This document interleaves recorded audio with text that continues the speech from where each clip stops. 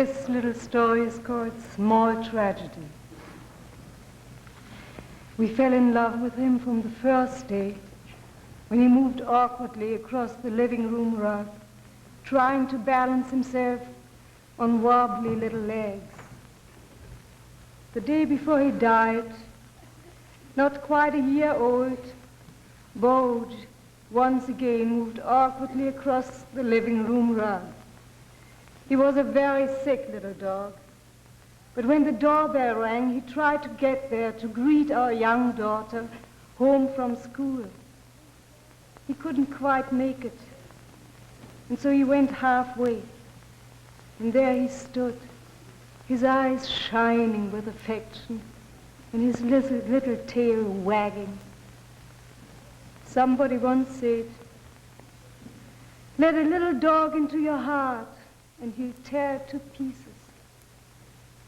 His full name was Bojangles Sullivan, a name that was much bigger than the little poodle that raced around under it. He was all dog, from his mischievous eyes to the pads of his feet, and he was the most affectionate little thing that ever lived. If the three of us went walking with him, he spent half his time darting quick glances back over his shoulder to see that all of us were with him. If one of us took him out of the apartment, he'd stand near the elevator door looking back pleadingly for all of us to go along, his head cocked in unspoken invitation. He was quite a dog, that little black one. In 11 months, he swiped pretty nearly everything in the house.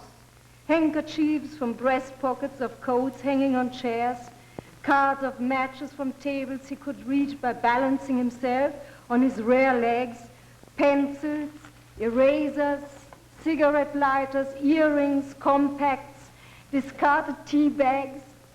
Oh, we came home one Easter Sunday night to find that he had pushed over some plants and had strewn the wreckage all over the floor.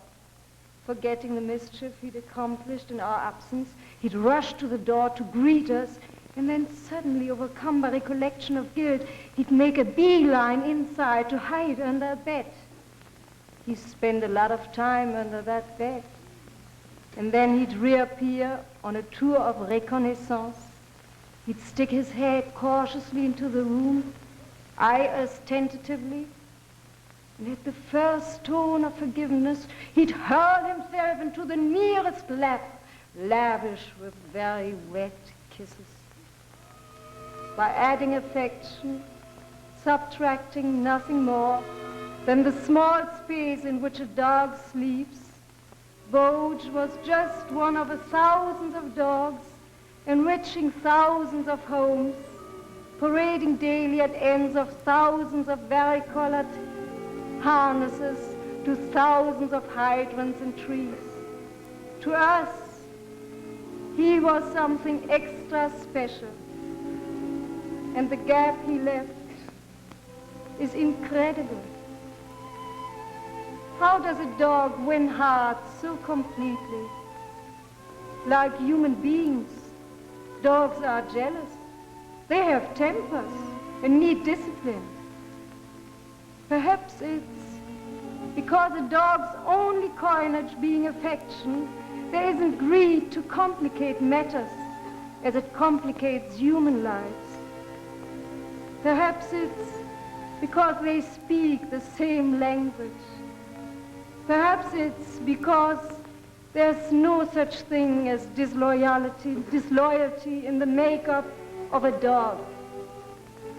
Perhaps it's because white dogs don't hate black dogs, and spaniels don't put on white sheets to scare Scotties. Perhaps dogs actually achieve the one world which humans have been trying for centuries to create. Perhaps it's because dogs aren't cursed with ambition or social distinction, what their whole lives find fruition in waiting nightly at thousands of doors for thousands of people they love. That's it, I guess. Dogs have the capacity for grief, and they have the capacity for love, with no strings attached. You've read of dogs grieving to death, but you've never heard of one going to Reno. There were no strings to Boge's affections, no qualifications. His interest in people, his love for them was enormous. Once on the elevator, he twisted his head in astonishment, the better to hear two French people speaking their native tongue. And then he looked up at his mistress as though to say, what will they think of next? He was a good little dog, Boge, with mannerisms and characteristics that were entirely individual. He was part and parcel of our family. And while his death was a very small tragedy in the scale of everyday life, to us, it was a very large tragedy, indeed.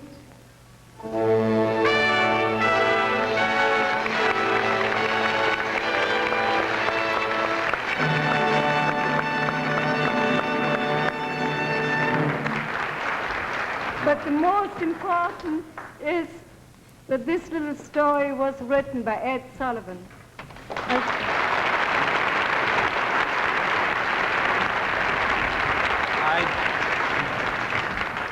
Well, Louise, naturally, I was very flattered that you wanted to read it, and I was very thrilled to hear you read it because he was a great little dog.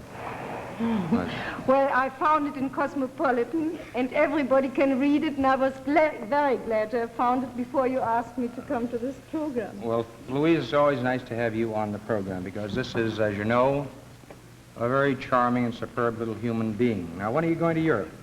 On Wednesday.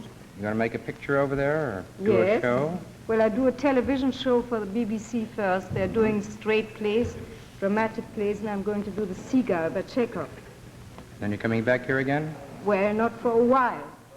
Well, let's give her a great big hand and urge her to come back to America soon and back on Station 10.